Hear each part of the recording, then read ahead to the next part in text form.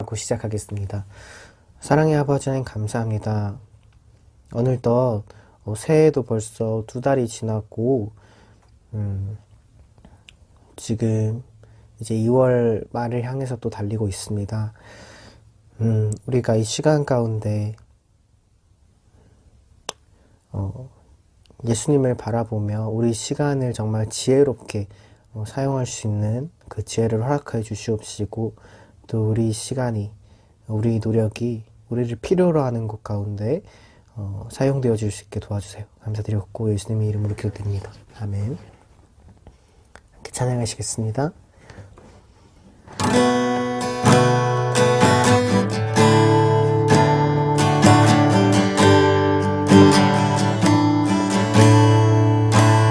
복의 근원 강림하사 찬송하게 하소서. 한량없이 자비하시 승량할 길 없도다. 천사들의 찬송가로 나를 가르치소서. 구속하신 그 사랑을 항상 찬송합니다. 주의 크신 도움받아 이때까지 왔으니 이와 같이 천국에도 이르기를 바라네. 하나님의 품을 떠나 죄에 빠진 우리를 예수 구원하시려고 보혈을 흘려주셨네. 주의 귀한 은혜 받고 일생 기쁜 자 되네. 주의 은혜 사슬 되사 나를 주께 매소서. 우리 맘은 연약하여 범죄하기 쉬우니 하나님이 받으시고 천국임을 지소서. 아멘.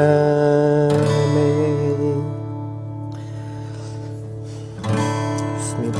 주님, 이 시간 우리 함께 같이 기도할 때 복의 근원 되시는 주님, 우리에게 복 주시길 원하시는 그 주님을, 자비하심을 함께 또 기억했으면 좋겠습니다. 우리 주님은 심판하시는 분이시기도 하지만 또 동시에 우리를 사랑하셔서 복 주시기를 원하시는 분입니다. 우리가 그분의 뜻 가운데 서 있을 때, 주님의 뜻대로 우리 삶을 살아갈 때 주님께서 우리 삶에 복을 가득하게 채워주시고 인도해 주실 수 있습니다. 그리고 주님의 그 도우심이 우리 삶을 살게 하고 있음을 고백합니다. 이 시간 같이 기도하실 때 우리를 인도하셨던 그 주님의 도우심을 기억하며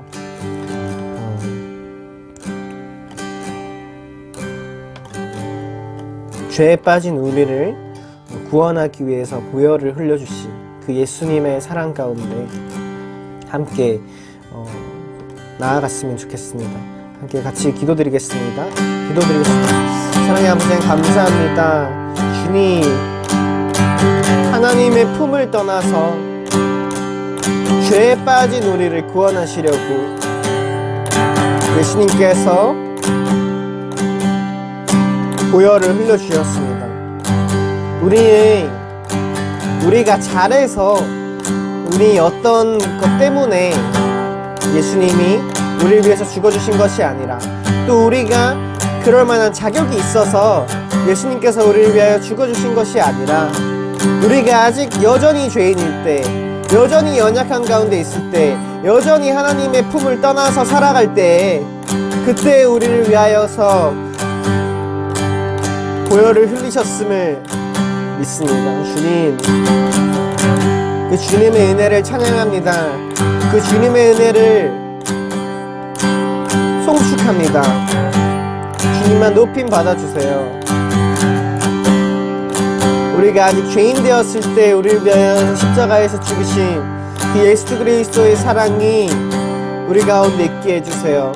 그래서 여전히 방황하고 있는 이들, 여전히 주님을 알지 못해서 외로운 가운데 살아가고 있는 이들, 그들에게 우리가 가게 해주세요. 주님의 눈이 향하는 곳에, 주님의 마음이 있는 그곳에 주님 제가 있기를 소망합니다. 우리를 보내주세요. 사랑의 아버지, 감사합니다. 우리가 무언가를 받을 만한 자격이 있어서가 아니라 우리가 여전히 죄인 되었을 때, 우리가 여전히 하나님의 품을 떠나서 살아갈 때 우리를 위하여서 보혈을 흘리신 그 예수님의 사랑을 묵상합니다.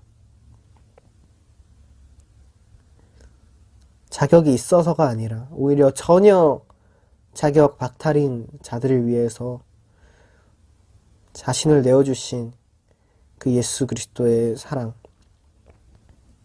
그것을 생각합니다.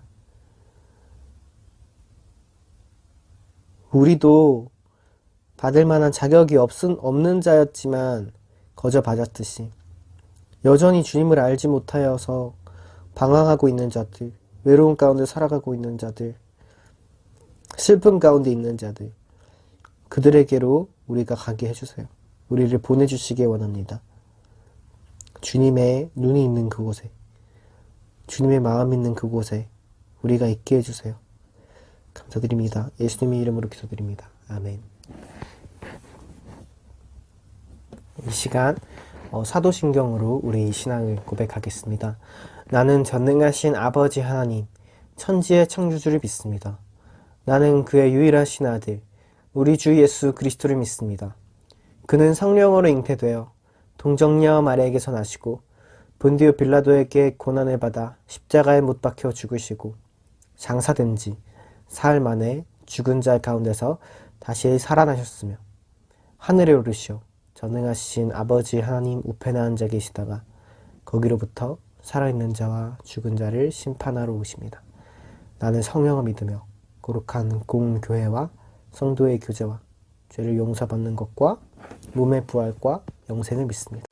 함께 기도하시겠습니다.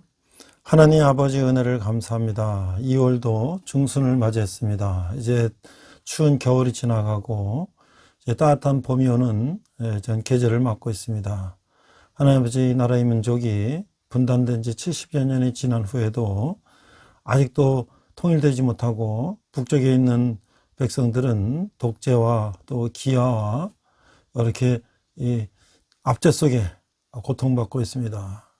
아버지 하나님, 우리가 이 남쪽은 잘 먹고 잘 살고 있지만 우리가 함께 통일되어서 남북한이 함께 하나님께 예배하며 북한에 고통받던 사람들도 해방될 수 있는 날이 속히 올 수 있도록 하나님 인도하여 주시옵소서. 오늘 신령과 진정을 예배게 하시며 말씀으로 은혜 받아 세상 가운데 승리하는 저희들 되게 하여 주시옵소서. 감사드리며 예수님 이름으로 기도했습니다. 아멘. 안녕하세요. 백목사의 세상 읽기. 이번 시간은 건국전쟁에 대해서 알아보도록 하겠습니다. 최근에 이제 영화관에서 2월 개봉이 돼서 많은 사람들이 관심을 갖고 있는 그 백년 전쟁, The Birth of Korea에 대해서 한번 살펴보도록 하겠습니다. 자, 나무위키는 이렇게 나와 있습니다.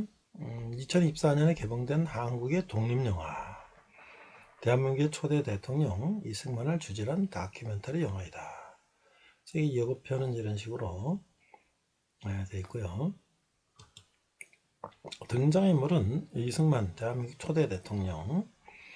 다음에 이제 인터뷰를 한 사람들은 데이비 필, 위스콘신대 아시아 연구센터 부소장이 있고, 그렉 브레진스키, 조지 워싱턴 대학 교수가 있고, 유석춘 연세대학교 교수가 있고, 이한우, 앤 고바야시, 최옥형 하와이 이민역사관 운영위원장 등등이 있습니다. 자, 시놉시스는 이제 내용을 보니까 1945년 해방 이후 일본부터 진정한 독립을 했던 한반도는 2차 대전의 승전군 미국과 소련이 38선 일대에서 분리되어서 남과 북은 이념의 가치 때문에 서로 다른 길을 걸었다. 38선 북쪽 지역에서는 공산진영의 국가 소련의 영향을 받으며 자유를 억압하고 인권을 무시하며 주민들에게 가혹한 탄압하는 공산주의 독재국가로 전락한 북한과, 반면 38선 남쪽 지역에서는 자유진영의 국가 미국의 영향을 받으며 자유민주주의에 기초한 경제 번영과 선진국의 길로 들어선 대한민국. 그리고 두 나라는 같은 언어, 역사, 민족을 공유하면서 어떻게 극단적인 두 나라로 갈라졌을까? 지난 70년 역사를 통해서 오늘의 대한민국을 만들고 지켜내기 위해 노력했던 건국의 아버지인 이승만 대통령과 건국 1세대들의 희생과 투쟁을 조명한 작품이다. 자, 이게 이제 평가를 보니까 뭐 이렇게 여러 이제 그 평가하는 데서 이제 이렇게 영화를 평가하는 것 같아요. 근데 아직 뭐 초창기이기 때문에 좀 더 지나면 이제 평가가 더 많이 나올 것 같아요. 평가가 네이버에서는 10점 만점에 9.80, 롯데시네마에서는 10점 만점에 9.80, 메가박스에 10점 만점에 9.5, 뭐 이런 식으로 상당히 평가가 좋게 나온 것들이 많은 것 같습니다.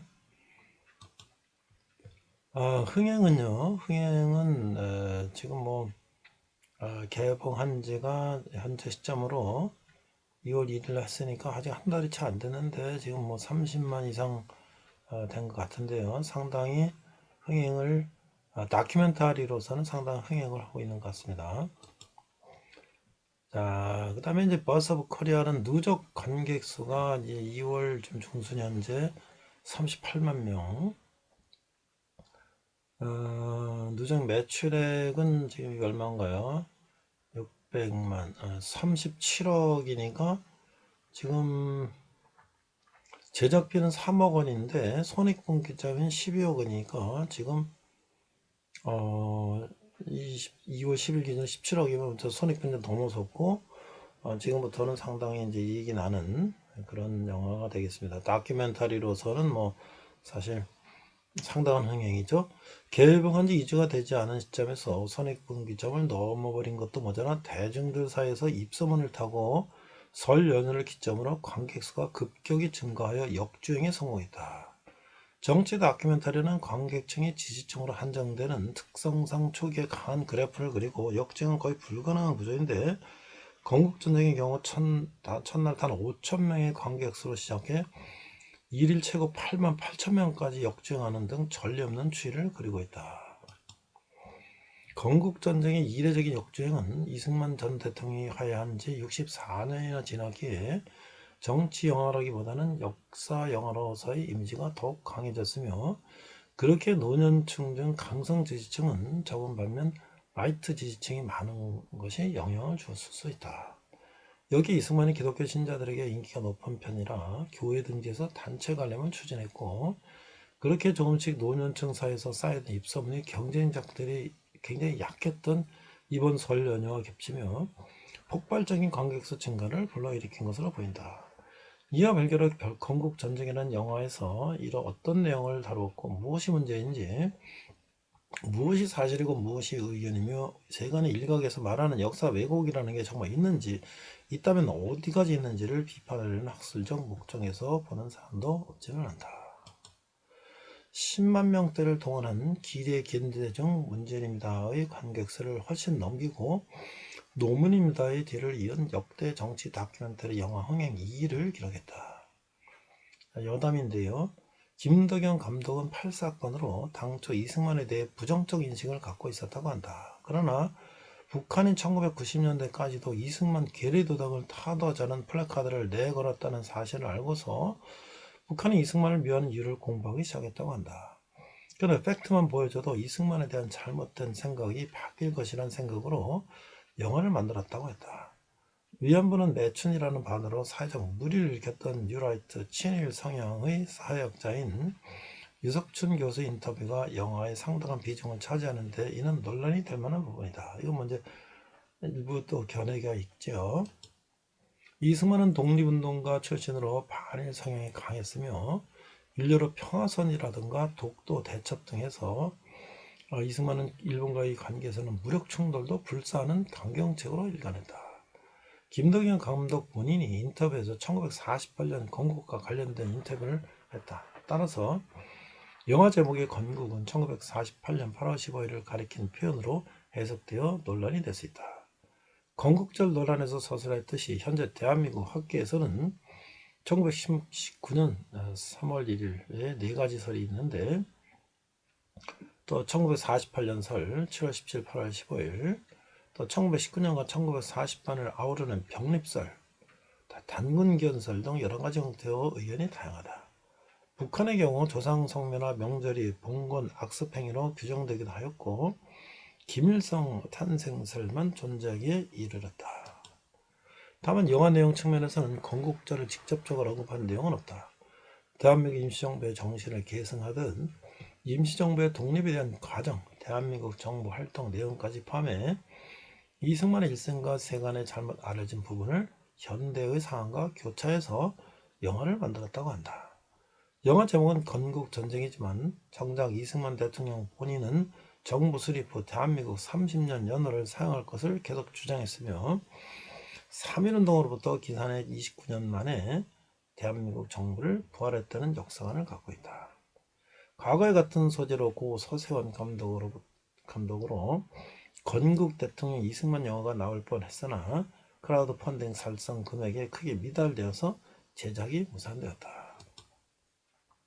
반면에 건국전쟁의 흥행은 권순도 감독이 연출한 같은 소재의 원작인 기적의 시작이 2024년 2월 말 개봉에 긍정적인 영향을 주게 되었다. 본 영화는 몰입도를 높이기에 재현 부분이 추가되어 있으며 배우 임동진이 이승만을 연기한다. 모두 기독교 우파를 비롯한 보수 중에서 평가가 좋으며 반면 진보 진영에서는 평가가 좋지 않다. 윤석열 대통령은 역사를 올바르게 할 수 있는 기회라고 언급했다. 한동훈 국민의힘 비상대책위원장을 시작으로 여권의 유명 보수 정치인들의 관람 후기가 올라오고 있다. 이승만은 기독교 우파 진영에서 매우 존경하는 인물인 만큼 여의도 순복음교회 등 여러 보수 개신교 교회에서도 단체 관람을 독려하고 있다. 실제로 유튜브에 건국전쟁 교회 단체 관람이라 쳐보면 여러 교회들의 본작 단체 관람 후기 모집 영상 등이 올라온다. 민주당은 서면 브리핑을 내고 하다 독재, 부패, 부정선거의 결과 4.19 혁명으로 몰락한 이승만 전 대통령을 추앙하냐며 윤 대통령에게 지어가는 정치가 자유민주주의 탈선 독재자며 따져 물었다. 그러면서 광복후 친일파 청사를 갈아먹고 오히려 이들을 정권 유지의 기반으로 삼은 장본인을 옹호하는 것을 보니 왜 육군사관학교 독립유공자 흉상 철거 논란이 일어나는지 알 것 같다고 쏘아붙였다. 이어 거짓된 역사가 진실이 될 수는 없다며 민주주의 역사를 부정하지 말라고 강하게 비판했다. 영화의 제목은 조갑제닷컴에서 출판한 이영석 저 동명동 소재 서적에서 가져왔다고 한다. 그래서 당연히 조갑제도 이 영화를 긍정적으로 보며 해당 서적을 조명하는 영상을 올리기도 했다. 김덕영 감독은 민경욱 측과 함께 당신의 한 표가 위험하다라는 제목의 21대 국회의원 선거를 부정선거로 주장한 다큐멘터리 영화를 찍었지만 본작이 역주행 추세를 보이자 해당 영화를 자신의 필모그래피에서 제외했다. 동무생각, 박태준 장곡, 이은상 작사 등이 배경음악으로 쓰였다. 하와이 한인교회, 이승만 기념관 등이 등장한다. 진중권은 박지영의 한판 승부에서 영화 감독들 쓸데없이 이런 것 좀 만들지 말라, 뭐라고 강요하지 마라 라고 딱 잘라 호평했다. 건국전쟁 신드롬 여의 연예인까지 이승만 재평가 논쟁. 13일 오후 2시쯤 서울 영등포구 한 영화관 이승만 전 대통령의 일대기를 담아낸 다큐멘터리 영화 건국전쟁의 엔딩 크레딧이 서서히 올라갔다. 3열에 앉은 한 70대 남성이 뒤돌아 박수를 유도하자 국장은 우렁찬 박수 소리로 가득 찼다. 한 중년 여성은 눈물을 훔치기도 했다. 현재 89석 규모의 영화관은 평일 점심 무렵인데도 75명의 관객이 자리할 정도로 붐볐다. 이날 극장을 찾은 김광수 씨는 이 시간대에 자리는 거의 남지 않아 겨우 예약했다며 이승만 전 대통령 업적이 많아 젊은 사람도 많이 봤으면 좋겠다고 말했다. 반면에 50대 박모 씨는 이 전 대통령이 IT 광고를 만들었다고 나오는데 그건 김대중 아이디어 아니냐며 왜곡이 심하다는 반응을 보였다. 이 전 대통령을 재평가한 건국전쟁이 뜨거운 관심을 받고 있다. 지난 1일 개봉한 건국전쟁은 이 전 대통령의 독립운동, 자유민주주의에 대한 신념, 농지개혁과 같은 업적을 부각하고 세간의 부정적인 평가를 반박하는데 초점을 맞춘 다큐멘터리다. 13일 기준 누적 관객수는 32만 명, 다큐멘터리 영화라는 이례적인 흥행이라는 평가가 나온다. 여권 내 건국전쟁 관람 열풍이 이런 분위기를 주도하고 있다. 국민의힘 지도부를 비롯한 여권 주류가 4.10 총선을 앞두고 이 전 대통령 재조명에 집중하면서 예비후보들도 정쟁적으로 영화 관람 인증과 감상평 쓰기에 뛰어들었다. 설 연휴 동안 정진석, 안철수, 박수영, 김미애, 김영식 등 현역 의원과 박민식 전 국가보훈부 장관, 나경원 전 의원, 오세훈 서울시장 등 여권 유력 인사들도 소셜 네트워크 서비스에 앞다퉈 관람 후기를 남겼다. 특히 한동훈 비대위원장은 전날 서울의 여의도에서 영화를 본 뒤 한미 상호 방위 조약과 농지개혁이 없었다면 대한민국은 지금같이 달랐을 것이라며 대한민국이 여기까지 오게 되는데 굉장히 결정적인 중요한 결정을 적시에 제대로 하신 분이라고 이 전 대통령을 평가했다. 또 13일에 윤석열 대통령이 건국전쟁을 두고 참모들에게 대한민국 건국 과정과 그 중심에 서 있었던 우리나라 역사를 올바르게 인식할 기회라고 호평했다. 이승만 재평가는 보수 진영의 주요 화두였다. 취임식 때부터 자유주의를 강조한 윤 대통령은 이 전 대통령의 업적이 적평가됐다며 역사 바로 세우기의 필요성을 강조한 바 있다.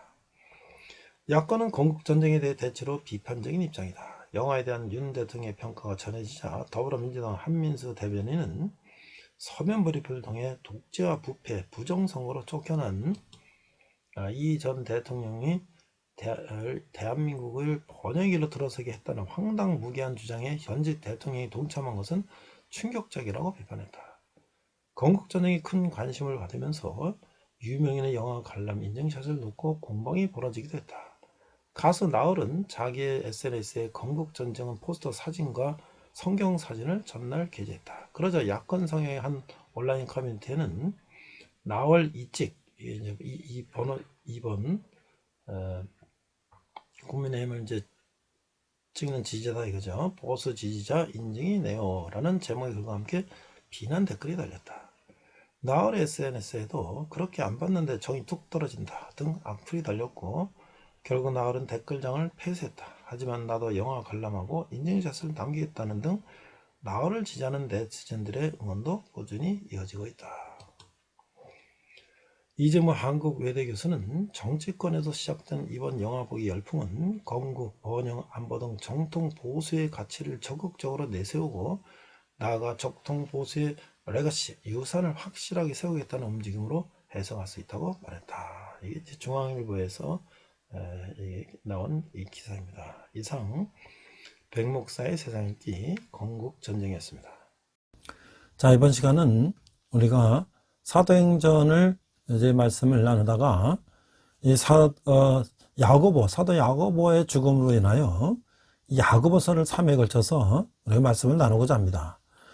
신약 성경을 연대기적으로 나누면은 야고보가 아마 서신서 중에 가장 먼저 쓰였을 것이라고 이렇게 기록되고 있습니다. 믿음의 특성, 첫 번째 주제는 믿음의 특성. 본문은요, 야고보서 2장 17절 한 절을 우리가 자막을 보고 한글과 영어로 읽어보도록 하겠습니다. 우리가 너무나 잘 아는 야고보서 2장 17절.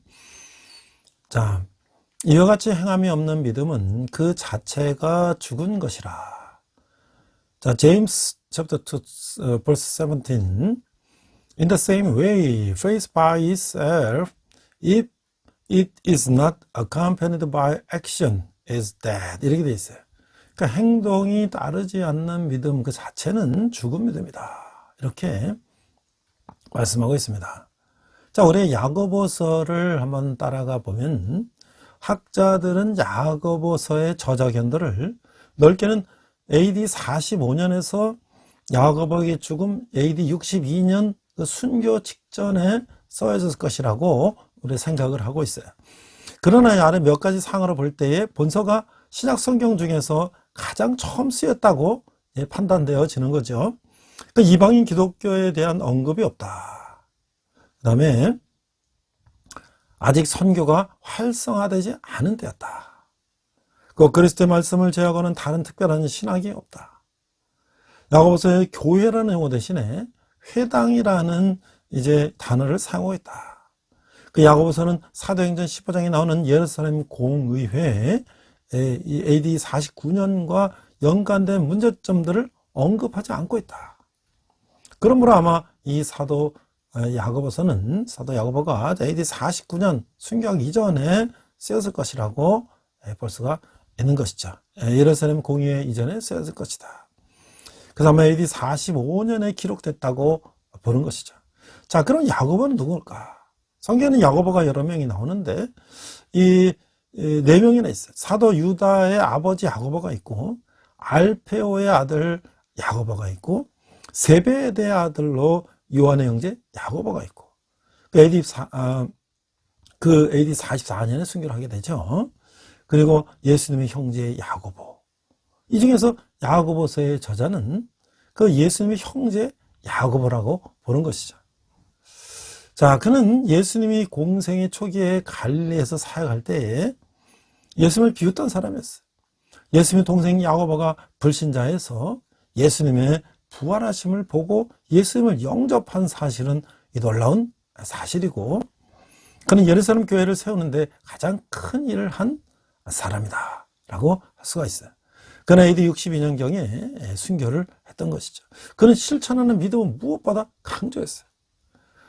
이제 이 마르틴 루터는 이 책을 이제 이신칭이 오직 의인은 믿음으로 말미암아 살리하라라는 그의 갈라디아서를 통해서 그가 철저하게 가졌던 그 믿음과는 좀 거리가 있는 그런 이제 책이라고 해서 좀 무시했죠.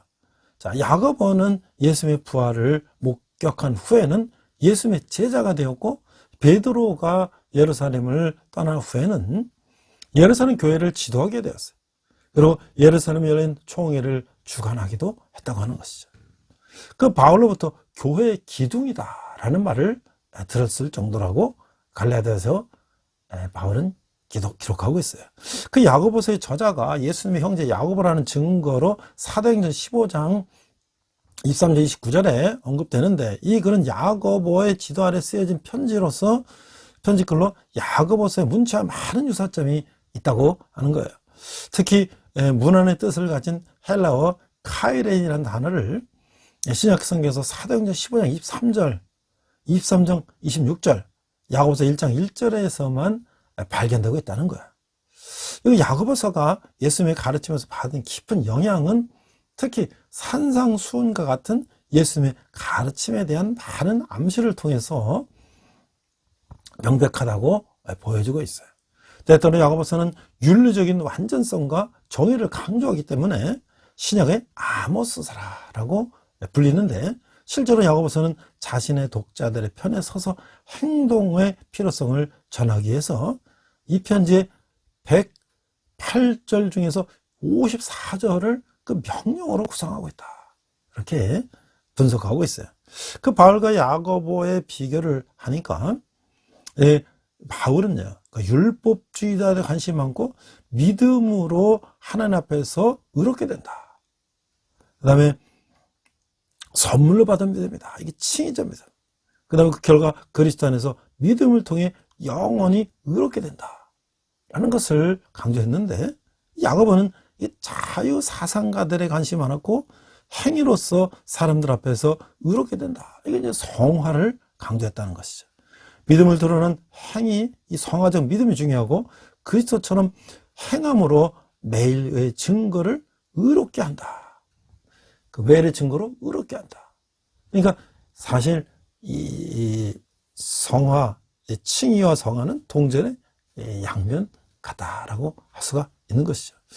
야고보와 바울을 신중히 비교해 보면 믿음과 행위의 보수는 단지 표면상의 문제일 뿐이라는 거예요. 바울도 야고보만큼이나 살아낸 믿음은 사랑과 순종의 행위로만 드러난다라고 확신을 했던 것이죠. 바울은 율법주의자 등을 공격한 반면에 야고보는 그리스도의 행위에서 질적이면 상관없다고 생각하는 그 자유주의자들을 반대했다는 거예요. 그게 바울과의 차이라고 할 수가 있는 거죠. 바울의 믿음은 의적인 믿음을 말하고 야고보의 믿음은 성화적인 믿음을 가리킨다라고 이제 할 수가 있는 것이죠. 자, 야고보서 1장 5절을 보니까 종교개혁자 마틴 루터는 야고보서를 지푸라기 같은 서신이다 라고 했어요. 오직 믿음으로 구원을 받는 이신칭의 관점을 가진 종교개혁자의 눈에는 행위를 강조한 야고보서는 하찮게 볼 수밖에 없었던 것이죠.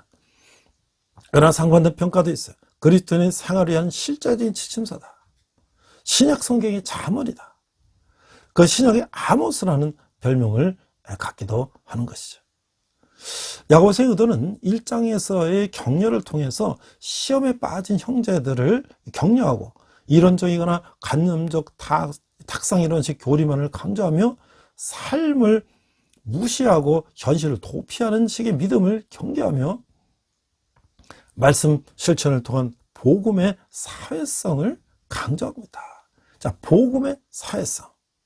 이 불교에도 소승불교와 대승불교가 있어요. 소승불교, 동남아시아 불교들은 개인의 구원에 대한 관심을 갖고 있죠. 개인의 해탈. 그러나 우리 조선 같은 경우, 고려나 이 조선은 이 대승불교는 뭐야? 이 사회, 국가적인 차원의 이제 구원을 부르짖는 것처럼 우리가 믿음도 이 기독교도 개인의 구원, 개인의 관점도 있지만 우리가 복음의 사회성, 사회 전반에 걸쳐서 복음이 어떠한 역할을 해야 되는가 라는 면에서는 이 야고보서가 굉장히 중요한 의미를 갖고 있다라고 할 수가 있는 것이죠. 사실 복음은 개인 영혼 구원뿐만 아니라 사회 구원이라고 하는 복음의 사회성도 함께 강조해야 된다는 거예요. 하나님 나라는 그 백성의 삶 속에서 임하기 때문이에요. 믿음은 단순히 지적 인정만이 아니라 그 반응을 실천하며 행함으로써 완성된다고 하는 거예요. 복음은 개인적 차원을 뛰어넘어 올바른 가치관과 윤리로서 사회적 책임을 다해야 된다라고 하는 것이죠. 그것이 바로 하나님 나라의 윤리예요. 그렇다고 신앙적 근거 없는 과격한 행동을 강조하는 것은 아니라고 하는 것이죠. 우리가 이제 해방신학이라는 것들은 이 약자를 구원하기 위해서 이 폭력적인 방법을 통해서 이제 해방시킨다는 것인데 그것도 예수님이 원하는 방법은 아니라고 하는 것이죠. 사회가 격리된 개인이 있을 수 없듯 신앙과 행동은 완전히 일치된 동전의 양면과 같은 것이므로 서로 어느 한쪽으로 기울일 수가 없는 것이에요. 이 믿음은 행위로 표현돼야 하고 행위는 믿음의 근거에 해야만 한다고 하는 것이죠. 따라서 행동하는 믿음, 이 성화적 믿음은 시험을 온전히 감당할 수 있다는 거예요. 시련이 없는 믿음의 삶은 없는 것이죠. 신은 우리 믿음을 한 차원 더 높이며 하나님과의 관계를 그만큼 더 견고하게 다시게 된다는 것이죠. 그래서 2장, 3장, 4장은 구체적으로 행동이 하는 믿음이란 어떤 것을 보여준 자문 같은 말씀이다. 그러니까 이런 것들은 바로 믿음의 증명이 되는 것이다. 마지막으로 그 5장 7절에 27절에 야고보는 핍박받는 형제들에게 주는 주의 강림하시기까지 인내하라고 권면을 하고 끝을 맺고 있어요. 자, 우리가 이제 야고보서의 이제 그 핵심은 뭐예요? 해감이 없는 믿음은 죽으면 됩니다. 저도 이제 외국하고 비즈니스 하면서 쟤네 백종석인데 이 정석하면은 이게 미국 사람들 발음하기 어려워요. 그래서 저도 영어 이름을 하나 가져야 되겠다 하고 성경을 보는데 이 행함이 없는 믿음은 죽은 믿음이라는 말에 제가 마음이 와서 제임스, 야고보 이름을 따서 제 영어 이름을 제임스라고 했어요. 그래서 그들이 나를 부를 때 제임스 하면 이 코리아에 있는 제임스, 그들이 잘 알고 있는 영어 이름을 제가 했는데, 저도 이 야고보서의 말씀에 은혜를 받았기 때문이죠. 자, 이 저자는 앞서 말한 것처럼 야고보였고, 그는 예수님이 동생이었고, 예루살렘 총회장까지 했고, 유능한 지도층이었어요. 저는 예수 믿지 않았지만 오히려 도전까지 했어요. 하지만 예수님이 부활하신 후 그는 예수님을 형님으로서가 아니라 주님을 믿고 하늘나라 사력에서 일생을 헌신하다가 이제 순교를 당했다는 거예요. 자, 이 행함이 아니라 오직 믿음으로만 구원을 받는다고 하는 것은 기독교의 기본 진리인 것이죠. 그렇다면 행함은 어떤 의미를 가지고 있는가? 믿음과 행함의 관계는 어떠한가? 야고보는 이 중요한 문제에 대해서 답변을 주고 있다. 야고보는 신자의 삶 속에서 행함의 중요성을 강조하고 있어요. 우리가 가지고 있는 믿음이 참 믿음인지, 거짓 믿음인지, 살아있는 믿음인지, 죽은 믿음인지를 어떻게 알 수 있어요? 행함을 통해서 알 수 있는 것이죠. 영혼이 없는 몸이 죽은 것처럼 행함이 없는 믿음은 죽은 것이. 그러나 야고보의 이 말은 믿음으로 구원을 받는다는 바울의 이신칭 교리와 상반되는 건 아니에요. 그 동전의 양면과 같다는 거죠. 바울과 야고보는 동일하게 믿음으로 구원받으며 믿음인 행함이라는 열매로 나타난다라고 말하고 있는 것이죠. 그런데 바울의 강조점은 주로 믿음에 있고 야고보의 강조점은 행함에 있었다고 하는 거예요. 바울은 주로 행함으로써 구원을 받으라고 하는 율법주의자와 싸우고 있었고, 야고보는 주로 믿음이 있으면 행동을 아무렇게나 해도 좋다는 무율법주의자와 싸우고 있었다고 하는 거예요. 야고보는 신약의 자문이라 불리며 예수님의 윤리적 가르침을 많이 반영하고 있는 것이죠. 간결하고 교훈적인 문체로 많은 주제를 담고 있지만 전체적인 것은 실천적인 신앙, 즉 행동으로 드러나는 신앙의 문제라고 하는 거예요. 야고보는 이 서론 1장 1절에서 18절에서 시험 당할 때의 행동, 지혜, 빈부 문제 등의 주제를 다루고 있어요. 그래서 믿음의 실천 문제를 다루면서 신자들로 하여금 말씀 들은 것을 실천할 것을 권면하며, 실천은 없는 신앙은 죽은 것이라고 밝히고 있는 거예요. 이어 교회 공동체 내에서 분열을 조장하는 언어 사용의 문제라든가 그 지혜 사용의 문제, 다툼과 비방의 문제를 다루고 있는 거예요. 그리고 빈부 문제를 심도 있게 논하며 병자들을 위한 기도와 미혹당한 자들을 돌아보게 하는 문제로 결론을 맺고 있는 것이죠. 야고보는 오늘날 자칫 지성주의에 빠지기 쉬운 신앙생활에 강력한 일침을 놓고 있는 거예요. 실천 없는 신앙은 없다고 하는 것이죠. 신앙은 반드시 실천과 손을 맞잡고 간다고 하는 거예요. 자, 그래서 우리가 1장 1절에서 18절 시험의 목적과 근원은 무엇인가? 그 서론에서 시험 당할 때 행동, 지혜, 빈부 문제를 다루는데 그 여러 가지 시련 중에서 기뻐하라. 그 모든 시련은 자주 범민과 불평을 촉진시키죠. 이런 종류의 반응은 그리스도 안에 성숙한 삶을 이뤄가는데 전혀 도움을 주지 못한다는 거예요. 그런 반응은 오히려 문제를 악화시킬 뿐이다. 시련은 제한으로 받아들여서는 안 되며 시험으로 받아들여야 한다라고 하는 거예요. 시험은 학생이 합격할 것인지 불합격할 것인지를 판가름하기 위해 치러지는 거예요. 야고보는 모든 시험 속에서 어떻게 높은 점수를 획득하신 건지에 대해 그 건전한 조언을 해주고 있다라고 하는 거예요.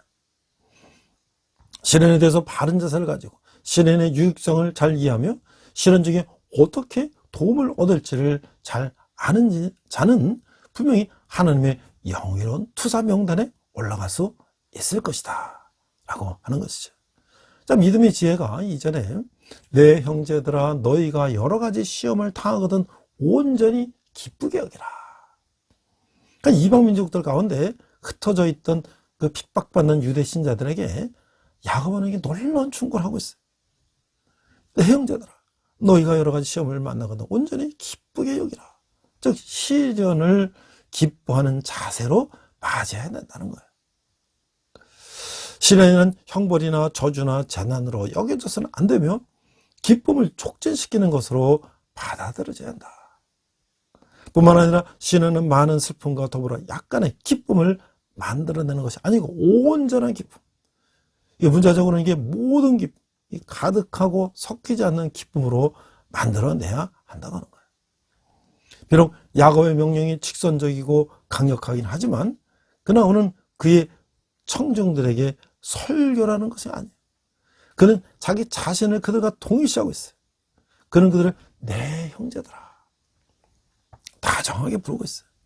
이런 유행이 어떤 본 서신의 이 특징을 이루고 있는데 그는 이 친근한 호칭을 적어도 15번 정도 사용하고 있다는 거예요. 이렇게 볼 때 야곱의 직선적인 명령들은 깊은 동정심과 좋은 균형을 맞춰가고 있다라고 할 수가 있는 것이죠. 이는 너희 믿음의 시련이 인내를 만들어내는 줄 너희가 알미라. 3절 말씀을 보니까 그리스도인들은 시련을 기쁨으로 맞을 수가 있는 것이죠. 왜냐하면 시험은 많은 유익을 만들어내기 때문이게 그런 것이죠. 시련은 잘 감당하기만 하면 최고의 인내를 만들어내는 거예요. 이런 사실은 전혀 새로운 계시가 아니죠. 이는 단지 이미 알려져 있던 사실을 되새겨 준다고 하는 거예요. 야고보는 이는 너희가 알미라. 그래서 기노 스콘테스 이 문자적 의미로는 경험을 통해서 안다라는 것인데 이제 각 사람은 어려운 문제로 말미암은 고통과 오래 참음으로 말미암은 그 보장된 유익을 경험해 왔다고 하는 거예요. 실현 중에 어느 정도의 시간이나 노력이 투자되지 않는 맹목적인 인내함은 아무런 유익도 낳지 못한다고 하는 것이죠. 인내를 만들어내는 것은 믿음의 역할 중 중요한 부분을 차지하는데 즉 믿음은 불의 연단을 견딘다고 하는 거예요. 이와 같이 안정된 믿음의 기준 없이는 시련에 편치 않는 인내함을 산출해내지 못할 것이며 남는 것이라고는 재뿐일 것이다 라고 하는 거예요. 진정한 믿음은 순금관도 같이 불의 열기가 아무리 뜨겁다 할지라도 그 열기를 견뎌내야 한다고 하는 거예요.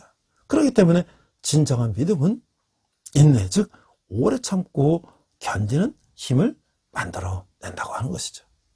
4절을 보니까 인내를 온전히 이루라. 이는 너희로 온전하고 구비하여 조금도 부족함이 없게 하려 함이라. 그러니까 인내는 시험의 유익함의 시작에 불과한 거예요. 시련에는 보다 많은 유익이 따르는 거예요. 인내는 온전히 이루어져야 한다. 연단받는 진정한 믿음이 인내를 만드는 것과 마찬가지로 인내는 그 궁극적인 부산물들인 성숙한 삶과 영적 온전함을 만들어내도록 그 변치 않는 힘을 끝까지 보존시켜 나가야 한다는 거예요. 물론 이 일을 본 서신 전체를 통해서 한결같이 주장되고 있는 이 주제로서 본 서신의 숭고한 목표라고 할 수가 있는 것이죠. 즉 야곱의 주된 관점은 영적 성숙함을 어떻게 성취할 수 있는 것인가를 보여주는 데 있는 것이다 라고 할 수가 있는 것이죠. 우리가 시련을 기쁨으로 맞이할 수 있는 것은 우리가 믿음을 가지고 있을 때 그 시련은 인내를 만들어내기 때문이다는 거예요. 또한 인내가 온전해졌을 때 그 인내함은 아무것도 부족함이 없는 완전히 성숙한 그리스도인을 만들어내기 때문이다 라고 하는 것이죠.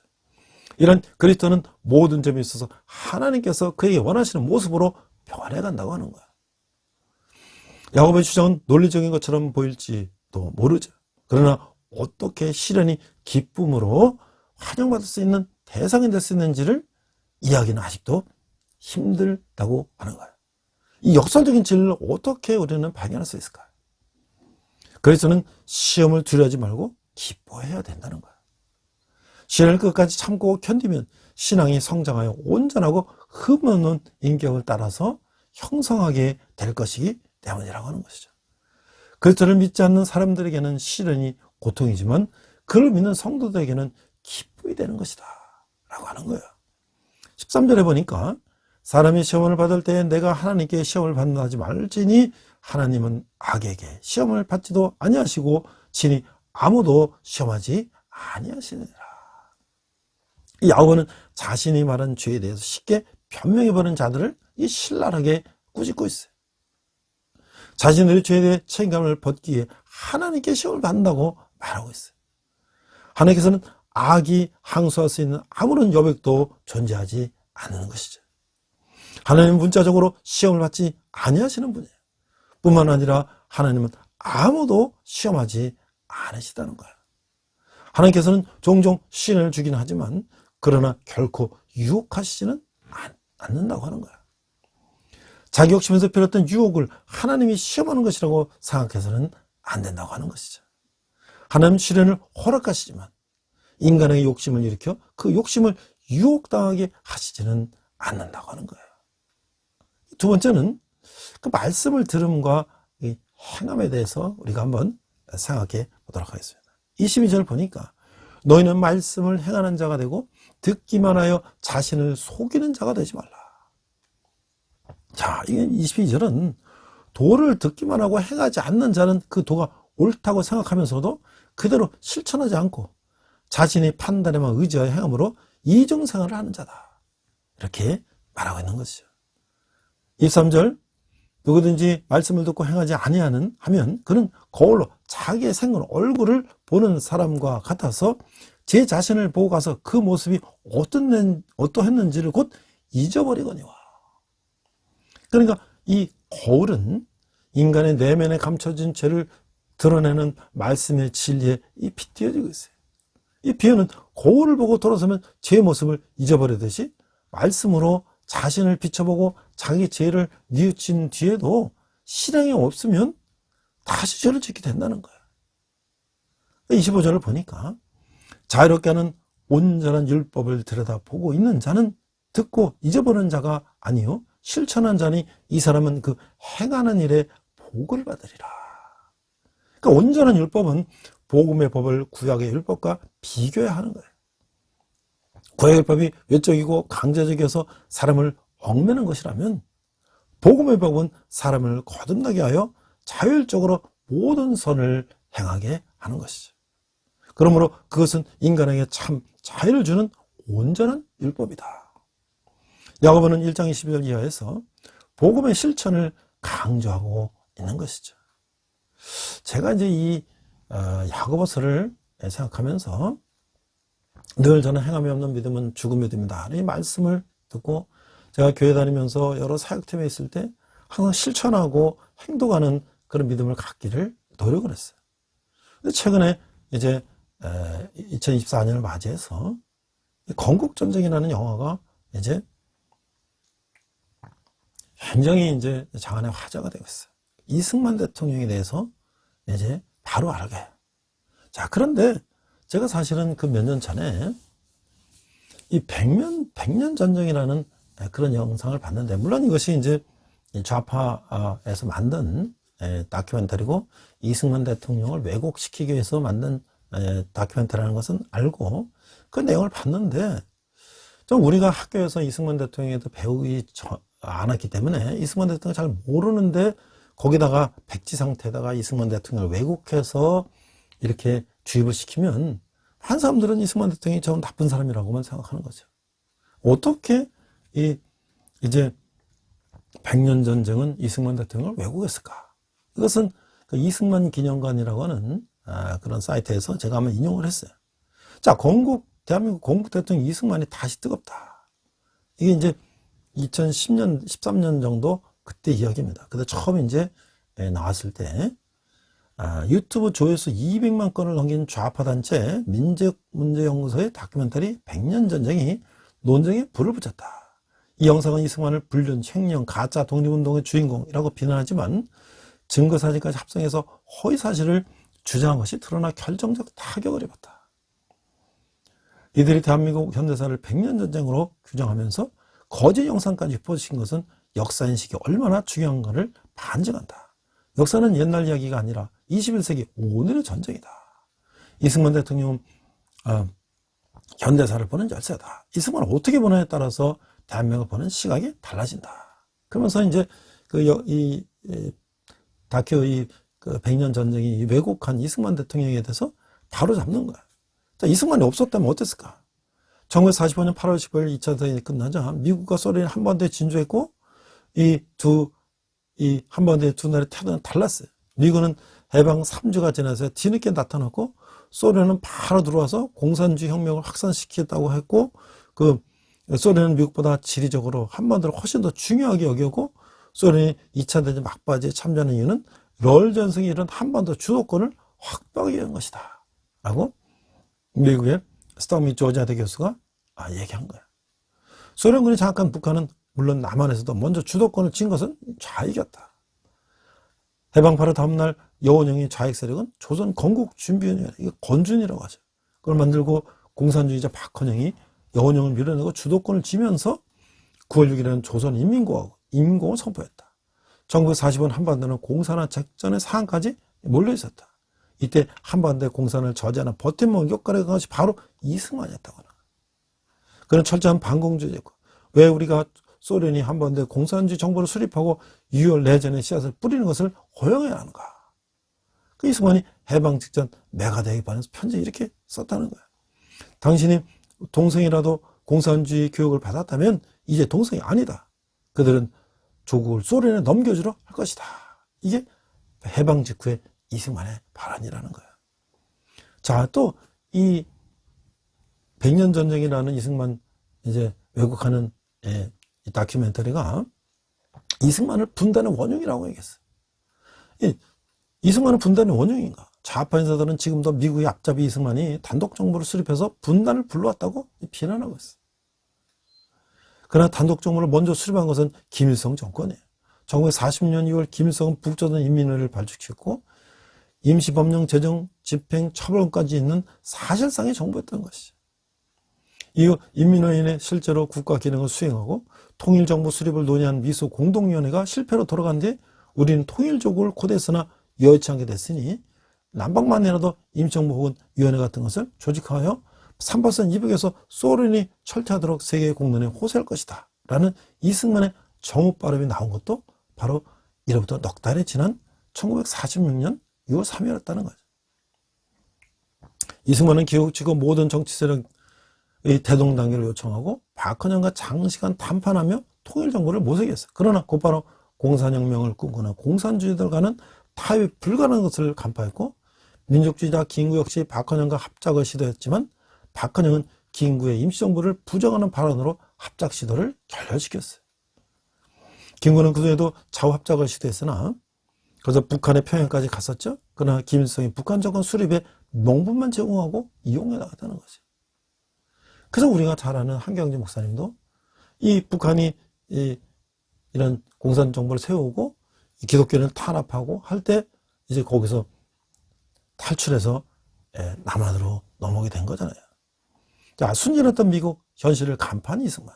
소련은 신당 통제에 반대하는 한국 단체를 모두 미소 공유해서 배제할 것을 요구했고, 자익 단체들은 이미 소련의 지령에 따라 돌연 반탁해서 찬탁으로 돌아선 상황이었고, 찬탁 단체만으로는 정부를 수립했다는 것은 한번도 공산화의 욕심을 숨기지 않는 거예요. 이승만의 단독 정부로는 이런 상황 속에서 남한까지 적화되는 것을 막기 위한 고륙책이었다. 미국은 1940년까지도 통일정부를 추진했어요. 이 군정청 장관이 하지 준장은 이승만과 김구를 배제하고 김구 씨가 여운형을 내세워서 좌우 합작을 추진하기까지 했어요. 순진했던 미국보다 오히려 이승만이 소련과 공산주의자들의 정확하게 간파해내고 있었다는 거죠. 미국은 1947년 봄이 돼서야 남한 단독정부 수립을 방침을 결정하게 됐죠. 실제로 정부가 수립된 것 역시 남쪽은 1948년 8월 10일이지만 북한은 6달이나 빠른 1948년 2월 6일 북조선 인민공화국에 공식 선포하고 헌법을 채택했다는 거죠. 그러니까 북한에서 먼저 단독정부를 수립했다는 것은 분단을 획책한 것은 북한이 먼저라는 거죠. 네 번째는 이승만이 꼭두각시인가 김일성이 꼭두각시인가. 김일성은 당시 33세 소련 대위 출신이었는데 항일운동을 했다지만 그가 내세우는 보천보 전투를 비롯한 몇 개의 업적들은 집권 이후 턱없이 가장 신격화된 것이고, 객관적으로는 중국 공산당 항일 게릴라전 팔로곤 산하의 이 대대급 지휘관이었어요. 이승만은 누군가? 좌익이 주도한 인공이 1945년 9월 7일 발표한 내각 명단을 보면 주석이 이승만이고 부주석이 여운형이고 국무총리가 허원이고 내무부장이 김구고 대리 조동호, 김계림, 외무장 김규식, 대리 최근우, 강진, 재무장 조만식, 그런 공산주의자를 조차 간판으로 내세울 수밖에 없는 그런 민족적 지도자였다는 것이죠. 그가 귀국하자 대대적인 국민 환영회 열렸고, 정적 라이벌 김구도 뭉치면 이승만이고 흩어지면 3천만이다. 이승만에게 뭉쳐야 우리가 산다. 라고 말할 정도였다는 거야. 그러니까 이 김구와 이승만을 이간시키는 것도 이제 문제가 있다는 거죠. 그러니까 누가 꼭다시 정권인가? 김일성이 북한 정권과 남한의 자익은 소련 지령에 따라서 신탁 통치 반대 입장을 돌변해 찬성하는 등 그야말로 꼭두가시 정권이었다. 6.25 전쟁도 소련의 그 허락과 지원 아래 일으킨 사실이 후르초프 해고를 통해서 이미 공개됐다는 거야. 이승만은 미군 정과 때로는 대립하고 반목하고 때로는 이용하고 설득한 노련한 정치가였다. 미군 이승만을 좋아하지는 않았지만 공산주의를 더 싫어했기 때문에 이승만과 손을 잡을 수밖에 없었다. 하지미 군정청 장관은 이승만은 그의 반소 운동 때문에 미국이 한국에서 추후 설립할 어떤 정부에도 결코 참여할 수 없을 것이다 라고 말했고, 실제로는 1947년 한때 미군정은 그를 가택 연금하고 전화까지 끊었어요. 그는 미국의 괴뢰가 아닌 정말 용미, 미국을 이용하는 현실주의자였다라고 하는 것이죠. 그 여섯 번째, 이승만이 없었다면 지금 대한민국은 어떻게 됐을까? 이 좌파의 주장대로 분단의 원흉이 이승만이 없었다면 한 번도는 분단되지 않은 통일국가가 됐을 가능성이 높다라고 하는 거예요. 통일 공산주의 국가가 됐다는 것이죠. 우리는 대한민국 국민이 아닌 조선민주주의인민공화국의 인민으로 김정은의 통치를 받고 있을 것이다 라고 하는 거예요. 무지하거나 또는 이념에 눈이 먼 일부 좌파 인사들은 공산주의 통일 조국이 수립되어야 했는지, 불가피하게 남쪽만이라도 자유민주 체제를 지켜서 했는지 누를 앞에 정직해야 된다는 거예요. 공산화 직전에 한반도에서 자유민주주의를 지켜 대한민국의 기틀을 놓은 이 공로, 그리고 6.25 전쟁에서 조국을 지켜낸 공로는 결코 부정돼서는 안 된다고 하는 거예요. 그것을 부정하는 순간 대한민국도 부정되는 것이죠. 이 다큐멘터리 100년 전쟁은 표지에서 교묘하게도 이승만, 박정희, 백선엽 등과 100년 전쟁을 벌일 얼굴로 안중근, 김구, 여운형 등을 내세우고 있어요. 그 자리에 진짜 들어갈 얼굴들을 지금도 100년 전쟁들이 벌이고 있는 이유는 스탈린, 마오쩌둥, 김일성, 이 3대 부자, 그리고 지금도 김씨 왕조의 지령을 받고 있는 종북 세력이 그 대항 세력에 마땅하는 것이죠. 이 100년 전쟁은 지금도 계속되고 있다라고 이렇게 설명하고 있어요. 그 이승만 대통령은 이제 배작당에서 영어 배우러 가고 거기서 이제 학문을 배우고, 그 다음에 이제 공화국을 세운다는 그런 이제 가지고 독립협회를 조직한 서재필 박사와 함께 그런 운동을 하다가 감옥에 갇혔고, 감옥 속에서 그가 하나님을 만나게 되고, 그 하나님의 뜻대로 이제 그 믿음의 사회성, 복음의 사회성을 강조하며 믿음대로 평생을 사는 삶이라는 것을 우리를 볼 때 그 야고보서가 우리에게 주는 얼마나 이 강력한 믿음이 있는가를 생각할 수가 있는 것이죠. 또 믿음의 실천이라고 하는 것은 이제 그 야고보서 1장 19장 2장 26절 보면 신자들 하여금 말씀을 들은 것을 실천할 것을 권면하며 실천 없는 신앙은 죽은 것인 거다 라고 말하고 있는 거예요. 그 타인을 도와줘라. 2장 14절 26절 보니까 사랑의 법이 차별되어야 된 아무런 변명도 제공해주지 않는 것과 마찬가지로 믿음을 소유했다는 사실이 선한 일을 행할 수 있도록 해주는 보증이 되지 못한다고 하는 거예요. 신자는 다른 사람들을 기꺼이 영접함으로써 뿐만 아니라 다른 사람들을 책임지고 도와줌으로써도 자신의 사랑을 나타내 보여야 한다고 하는 거예요. 야고보는 자신의 편지에서 진정한 믿음의 표현을 강조하고 진정한 믿음의 증거를 개괄하고 있으며, 마지막으로는 진정한 믿음의 본보기를 상기시키고 있어요. 그래서 오늘 우리가 이제 행함 없는 믿음은 죽은 믿음이라는 것을 우리가 이제 강조하고 있는 것이죠. 14절에 보니까 내 형제들아, 만일 사람이 믿음이 있노라 하고 행함이 없어 무슨 유익이 있으려? 그 믿음이 능히 자기를 구원하겠느냐? 자, 이 내 형제들아, 앞에서도 얘기했죠? 그 만일 사람이 믿음이 있느라고 세상에 없으면 무슨 유익이 있느냐. 믿음이 진정한 본질이 아니라 믿음이 관련된 이 그릇된 주장이에요. 이 야고보가 정죄하고 있는 것은 믿음의 고집된 자랑이에요. 그런 믿음은 아무 이름도 주지 못한다는 거예요. 전혀 유익이 없는 믿음이라는 거죠. 이런 믿음은 전혀 행함에 따르지 않은 말로만의 믿음이기 때문에 전혀 무가치한 것이다. 그저 습관적으로 실속 없는 자랑만을 늘어놓을 뿐이다 라고 하는 거예요. 능히 그 믿음이 능히 자기를 구원하겠느냐. 믿음을 가졌다고 주장하는 것만으로는 충분하지 않다고 하는 것이죠. 진정한 믿음은 행함으로 증거돼야 한다는 거예요. 그 14절로 믿음으로 인해 구원받는다는 바울의 사상을 이용해서 행위를 무시하는 거짓 바울주의자들을 겨냥한 구절이라고 하는 것이죠. 행위는 믿음의 외적 증거예요. 그러므로 사랑의 실천이 없는 믿음은 참된 믿음이 아니라고 하는 거예요. 15, 16절을 보니까 만일 형제나 자매가 헐벗고 일용한 양식이 없는데 너희 중에 누구든지 그에게 이르되 평안히 가라, 덥게 하라, 배부르게 하라 하며 그들의 그 몸에 쓸 것 주지 아니하면 무슨 유익이 있으리요? 자, 이 질문에서 아주 현실적인 비유가 나와요. 형제나 자매가 헐벗고 일용한 양식이 없는데 이 야고보는 이 가난한 자에 대해서 자주 이용하고 있어요. 생필품이 없어 고통당하는 자에게 일반적으로 통용되는 유대식 인사말 샬롬, 평안하라, 이런 말이 과연 무슨 의미가 있겠느냐 말이죠. 따뜻하게 해줄 옷과 배부르게 해줄 긴급한 필요를 전혀 채우지 않는다면 무슨 유익이 있으려? 이 본달락이 시작될 때 사용됐던 그 질문을 다시 또 우리가 사용함으로써 강조하고 있다는 거예요. 15, 16절이 여기서 말로만 사랑한다 하며 구체적인 도움을 주지 못하는 형식적인 신앙을 가진 사람들을 우짓고 있는 거예요. 17절 이와 같이 행하면 믿음은 그 자체가 죽은 것이다. 헛된 자랑과 마찬가지로 행함이 증거가 없는 믿음은 그 자체가 죽은 것이다. 행하면 믿음은 가치가 없는 믿음입니다. 이런 믿음은 아무것도 생산하지 못하고 헛되이 열매가 없고 결국은 죽은 것이다.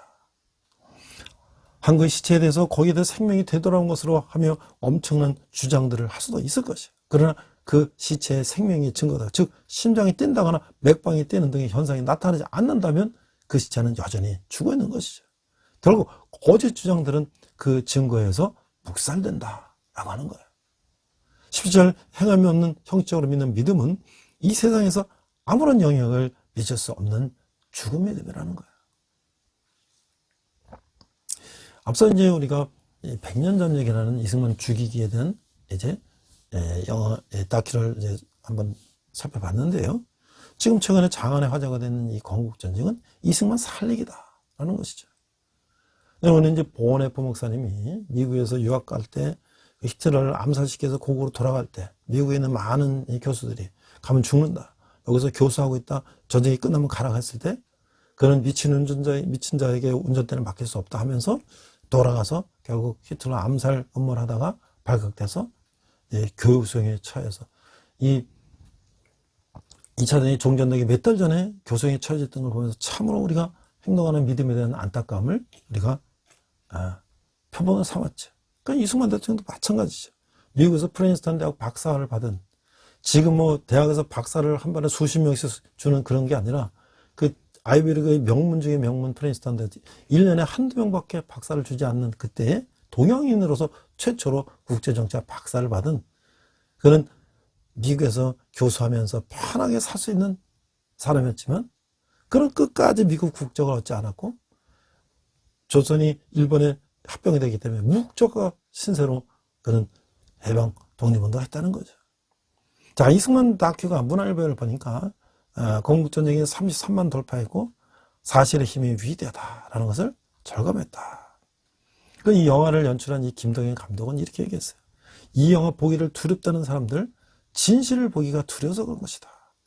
자유민주주의 대한민국을 만든 이 정치자 이승만에서 배워야 된다라는 얘기를 하고 있어요.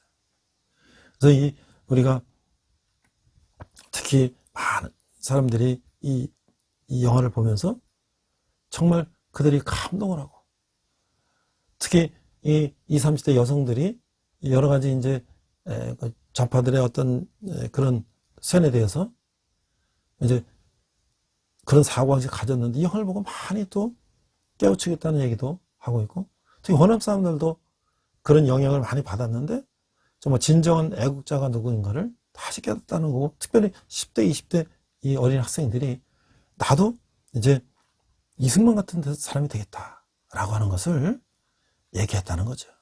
그러니까 얼마나 이게 참으로 우리가 역사를 사실 그대로 이제 대중들에게 전달할 때 대중들은 그것을 보고 그들 스스로 판단하게 되는 거예요. 역사를 자기의 의도대로 왜곡해서 그것을 가짜로 만들어서 자기의 주장을 관철시킨다고 과연 그것이 가능한 것인가? 그렇지 않다는 것이죠. 오늘 야고보서를 생각하면서 이승만 대통령의 말로 행함이 없는 믿음은 죽은 믿음이라를 몸소 실천한 그런 인물이 아니었나라는 생각을 하게 되는 것이죠. 그래서 우리가 이 리더십으로 보는 이 야고보서를 생각해 볼 때 믿음이 참된 리더십의 기초가 되는 거고, 믿음과 지도자의 리더십은 시험과 유혹을 통해서 더욱 강해진다고 하는 것이고, 세상에는 참지도자의 신분적 이 참지도자와 그 신분적 위선적 리더자, 위치적 리더자 두 종류가 있는데 사람들에게 존경을 받을 수 있는 경건한 삶이 있고 없고에 따라서 달라진다고 하는 거예요. 그리고 또한 지도자의 리더십은 그의 언어 생활과 말을 어떻게 통제하느냐, 그 어떻게 행동하느냐, 또 그의 지도자의 삶의 동기를 구성하는 그 성품이 어떠느냐, 이런 거에 따라서 우리가 그를 정말 진정한 리더로 존경할 수 있냐 없느냐가 달려있다고 하는 것이죠. 무엇보다 반드시 기억할 것은 지도자의 리더십과 그의 믿음을 소망하는 기도가 응답받는 결과로 증명된다고 하는 것이죠. 오늘 우리 이 대한민국이 70여 년 동안 다시 분단되고 통일되지 못하고 있는 이때 이념전쟁, 사상전쟁이 지금도 이 남한에서 벌어지고 있어요. 그런데 우리가 정말 사실을 사실대로 알고 그 사실 입각에서 우리가 판단하는 그런 사람들이 되는 거예요. 특별히 이승만 대통령은 믿음을 가진 사람이기 때문에, 장로이기 때문에 우리가 그 믿음을 본받아서 앞으로 우리 세상을 어떻게 우리가 변화시켜야 될 것인가를 생각하는, 특별히 우리 야고보서를 생각하면서 행함이 있는 믿음을 우리가 어떻게 가질 것인가를 생각하는 저와 여러분 되시기를 주님의 이름으로 축원합니다. 기도하겠습니다. 하나님 아버지 은혜를 감사합니다. 이 야고보를 통해서 행함이 없는 믿음은 죽은 믿음이라는 그 말씀을 통해서 우리가 가진 형식적인 믿음, 그냥 이념적인 믿음, 사상적인 믿음이 아니라 우리가 정말 세상 가운데 나가서 빛과 소금이 되는 그런 실천적인 믿음 가진 저희들 되게 하여 주시옵소서. 감사드리며 예수님 이름으로 기도했습니다. 아멘. 이 시간 헌금 찬양하시겠습니다.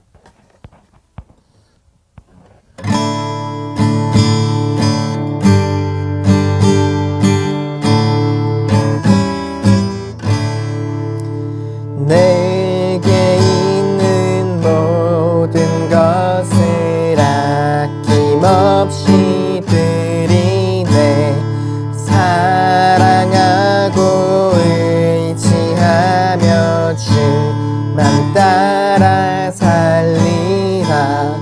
주께 드리네. 주께 드리네. 사랑하는 구주 앞에 모두 드리네. 아멘.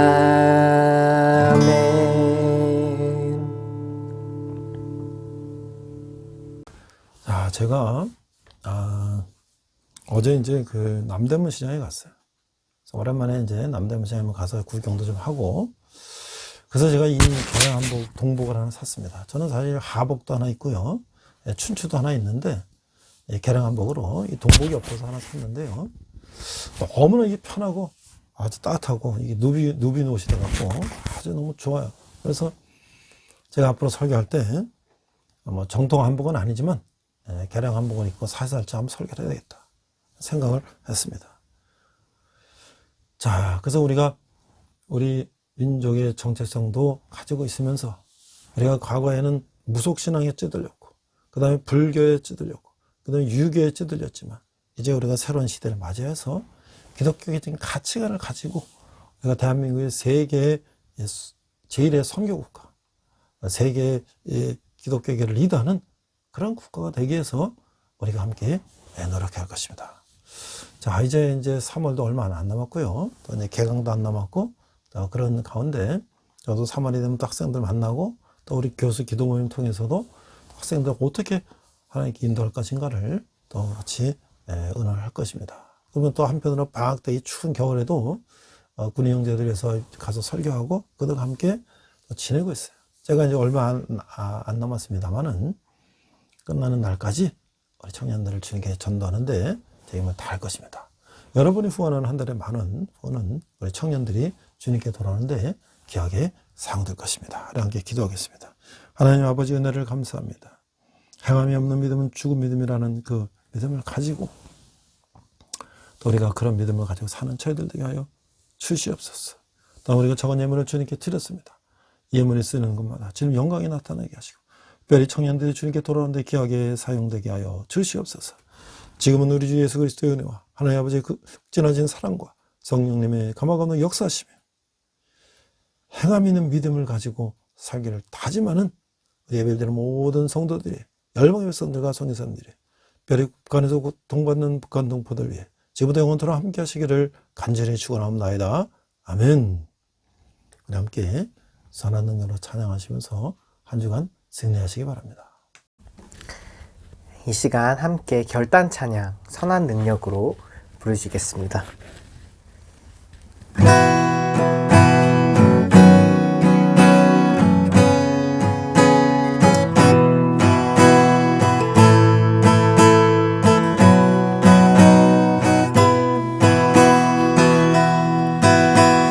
선한 힘에 고요히 감싸여 그 놀라운 평화를 누리며 나 그대들과 함께 걸어가네 나 그대들과 하늘을 여네 지나간 허물 어둠의 날들이 무겁게 내 영혼 짓눌러도 오 주여 우릴 외면치 마시고 약속의 구원을 이루소서 그 선한 힘이 우릴 감싸시니 믿음으로 일어나를 기대하네 주 언제나 우리와 함께 계셔 하루 또 하루가 늘 새로워 주께서 밝히신 작은 촛불이 어둠을 헤치고 타오르네 그 빛에 우리 모두 하나 되어 온 누리에 비추게 하소서 그 선한 힘이 우리 감싸시니 믿음으로 일어날 일 기대하네 주 언제나 우리와 함께 계셔 하루 또 하루가 늘 새로워 이 고요함이